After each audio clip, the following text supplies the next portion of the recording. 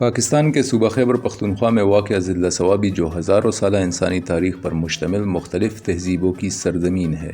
اس کے بلند و بالا پہاڑ، دونوں اطراف پر واقع دریا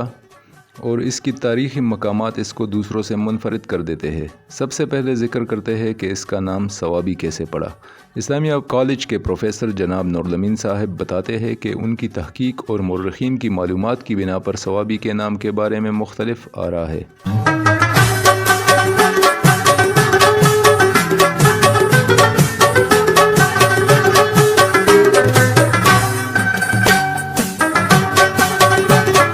صوابی کا جو علاقہ ہے اور یہ اس کا جو نام ہے اس کے بارے میں تو بہت ساری باتیں کی جاتی ہیں، لیکن ایک یہ بھی کہا جاتا ہے، ایک شفاہی روایت ہے کہ یہ اصل میں سو ابے تھا، اور سو جو ہے وہ سورج سے ہے، یعنی سورج مطلب چمکتا ہوا، اور ابے پانی یعنی ایسا پانی جو سورج کی طرح چمکتا ہے اور سورج کے سامنے ہے، تو پھر سو ابے سے یہ صوابی بن گیا۔ کچھ لوگ کہتے ہیں کہ یہاں سابی بھی رہے ہیں، تو یہ سابی سے پھر صوابی ہوا، لیکن میری تحقیق یہ ہے کہ جن بعض لوگوں کو، بعض محققین کو سنا ہے، کچھ کو پڑھا ہے، تو مجھے تو یہ ہے کہ یہ سو ابے تھا۔ کچھ حوالے یہ بھی کہتے ہیں کہ تقریباً 4500 سال قبل سما خاندان کی حکومت تھی یہاں پر،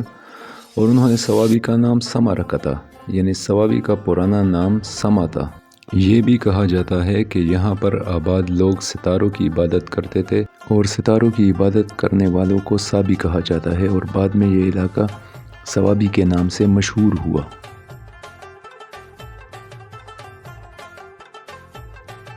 صوابی اپنے دامن میں ہزاروں سالہ انسانی تاریخ، تہذیب و تمدن کے دلچسپ داستانیں سمیٹے ہوئے ہے۔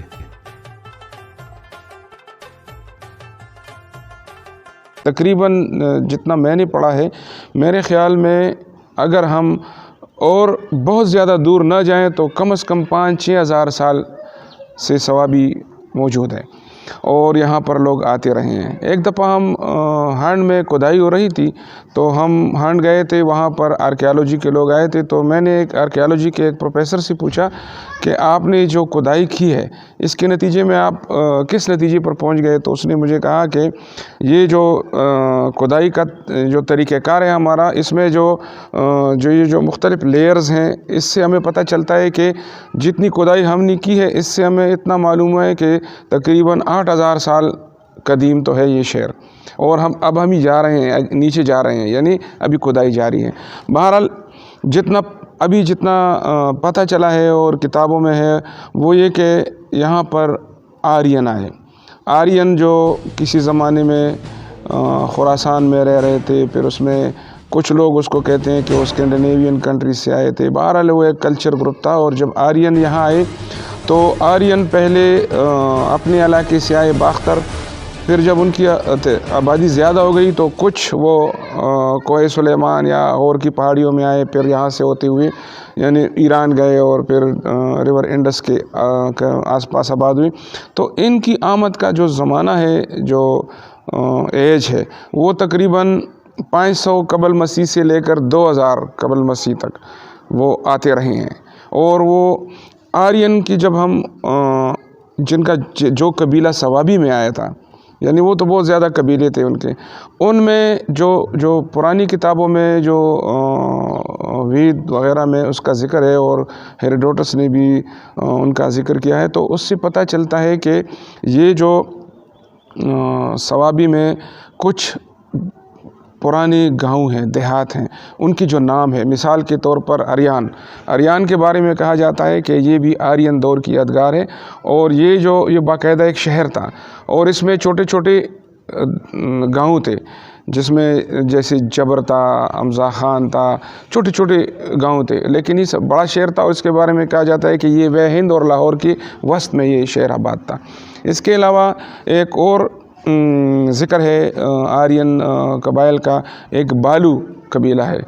تو بالو کے نام سے بھی صوابی میں گاؤں ہے۔ بالو اریان دونوں قریب قریبی ہیں، یعنی جڑواں شہر تھے۔ اس کے علاوہ جو یہاں پر رسمیں ہیں، جو رواج ہیں، ان سے بھی پتہ چلتا ہے کہ آرین یہاں آئے ہیں اور یہ آرین کا مسکن رہا ہے یہ علاقہ۔ تو بہت سارے ایسے شواہد ہمیں نظر آ رہے ہیں۔ آرین کے بعد یہاں پر جو دوسری قوم آئی ہے وہ منشی جیسے کہتے ہیں، وہ آئے ہیں، وہ تقریباً آرین کے بعد آئے ہیں،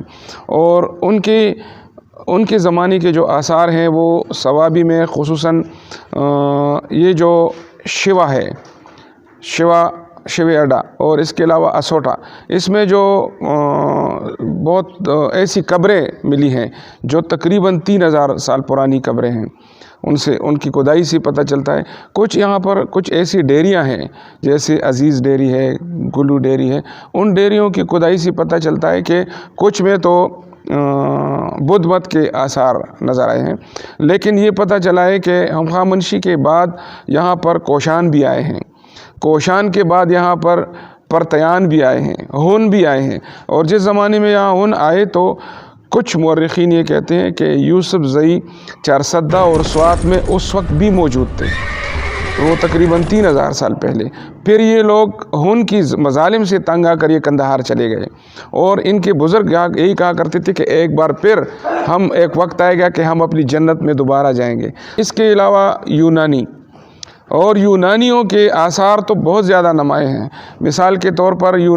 سکندر اعظم یا یونانی سکندر جب وہ باجوڑ کے راستے سے ہن آ رہے تھے تو راستے میں ایک گاؤں ہے جس کا نام ہے سکندرے، وہ اصل میں سکندر کی یادگار ہے۔ پھر جب وہ آئے ہانڈ میں آئے تو یہاں پر بھی اس کے زمانے کے آثار موجود ہیں، اور یہاں پر الیگزینڈر میموریل ٹاور بھی بنایا گیا ہے، کیونکہ وہ پھر یہاں سے جب وہ بابل کی طرف روانہ ہوئے تو راستے میں پھر وہ بیمار پڑ گئے اور وہ وفات پا گئے تھے۔ تو یہ بھی کہا جاتا ہے کہ اس سوابی میں اس کو زخمی بھی کیا گیا تھا، یعنی تقریباً دنیا کے اکثر ممالک تو سرنڈر ہوتے رہے۔ جب ان کو پتہ چلا کہ سکندر بہت بڑا فاتح ہے اور اس نے بہت بڑے بڑے ممالک کو اس کے سامنے سرنگو ہوئے، تو پھر وہ اکثر ایسے ممالک تھے کہ وہ بغیر لڑائی کے سرنڈر ہو گئے، لیکن یہاں لوگ ان سے لڑتے رہے۔ اور کہا جاتا ہے کہ مانیری میں ایک خاتون اپنے شیرخوار بچے کو لائی اور وہ سکندر کی جولی میں اس کو پھینک دیا کہ اس کو ذبح کر دے، اس کو مار دے۔ سکندر نے کہا کیوں؟ تو اس نے کہا کہ جب یہ بڑا ہو جائے گا تو لوگ اسے طغنا دیں گے کہ تم غلام پیدا ہوئے ہو، تو اس سے بہتر یہ کہ اس کو مار دیا جائے۔ لاہور جو ہے سوابی کا حصہ ہے، اور کسی زمانے میں لاہور کا نام سلاتورا تھا، اور جب اس کا نام سلاتورا تھا تو یہ بدھ مت کا ایک بہت بڑا مرکز تھا۔ ہنڈ اور لاہور تب ایک ساتھ ہی تھے، یہ ایک ہی شہر تھا، اور ان کی تاریخ تقریباً جتنی ہنڈ کی تاریخ پرانی ہے اتنی لاہور کے اس علاقے کی بھی تاریخ جو ہے نا وہ پرانی ہے، اور یہاں پر اتنے ہی عرصے سے آبادی موجود ہے۔ لاہور کو سلاتورا کہا جاتا تھا اس زمانے میں، اور سلاتورا جو تھا وہ گندھارا تہذیب کا کیپٹل تھا، گندھارا تہذیب کا دارالخلافہ تھا۔ بدھ مت کے استاد اور جس نے بدھ مت مذہب کی تخلیق کی تھی، گوتم بدھ، کہتے ہیں کہ وہ بھی لاہور آئے تھے اور انہوں نے لاہور میں قیام کیا تھا۔ یہ ان کے جو پیروکار ہے جاپان سے اور تبت سے جو ہے نا لوگ یہاں پر آئے تھے بدوڈیرئی میں، ان کے نام سے محلہ بھی مشہور ہے، یہ محلہ بدوڈیرئی ہے، اس کو ہم بدوڈیرئی کہتے ہیں، جہاں پر گوتم بدھ نے قیام کیا تھا، اور یہاں پر بدھ ملے تھے، ان کے آثار ملے تھے، اور اسی وجہ سے اس محلے کا نام بھی بدو پڑا ہے۔ تو ان کے جو پیروکار آئے تھے جاپان سے، تبت سے، ان کا یہ ماننا تھا کہ ہمارے جو استاد تھے بدھ مت کے، اور ہمارے جو بدھ مت مذہب کے خالق تھے گوتم بدھ، ان کی تاریخی کتابوں کے حوالے سے، اور انہوں کے پاس جو نقشہ تھا اس حوالے سے گوتم بدھ نے یہاں پر قیام کیا تھا بدوڈیرئی میں۔ گوتم بدھ کی تاریخ جو ہے وہ بھی تقریباً 2500 سے 2600 سال پرانی بتائی جاتی ہے، یعنی کہ 500 سے 600 سال قبل مسیح۔ اشوکا دی گریٹ جسے کہتے ہیں نا، اشوک اعظم، وہ اس کی گدی بھی یہاں تھی، یعنی اس کا دارالخلافہ بھی یہاں تھا۔ پانینی جو کہ لاہور سے اس کا تعلق تھا سوابی سے، اور وہ سنسکرت کا بہت بڑا عالم تھا پانینی کا تعلق بھی اسی آج کے زمانے کے چھوٹا لاہور سے تھا، جس کو اس ٹائم پہ سلاتورا کے نام سے جو ہے نا وہ یاد کیا جاتا تھا۔ پانینی کو بگی میں بٹھا کر ٹیکسلا یونیورسٹی لے جایا جاتا تھا جہاں پر وہ سنسکرت زبان پڑھایا کرتے تھے۔ پانینی کہتے ہیں کہ پانینی نے سنسکرت کے گرامر میں جو ہے نا وہ ایک بہت اہم رول ادا کیا ہے، بلکہ سنسکرت زبان کو گرامر دی ہے پانینی نے۔ وہ مشہور پروفیسر تھا اور اس کا تعلق بھی لاہور سے تھا۔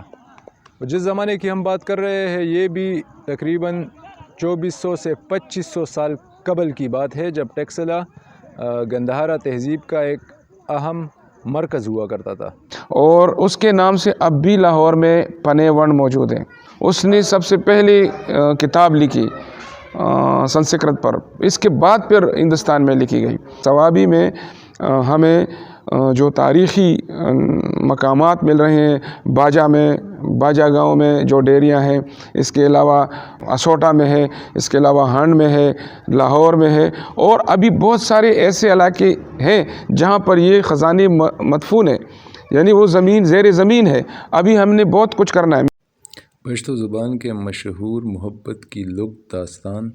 یوسف خان اور شیربانو کا قبر بھی صوابی میں واقع ہے اور ان کا تعلق بھی ضلع صوابی سے تھا۔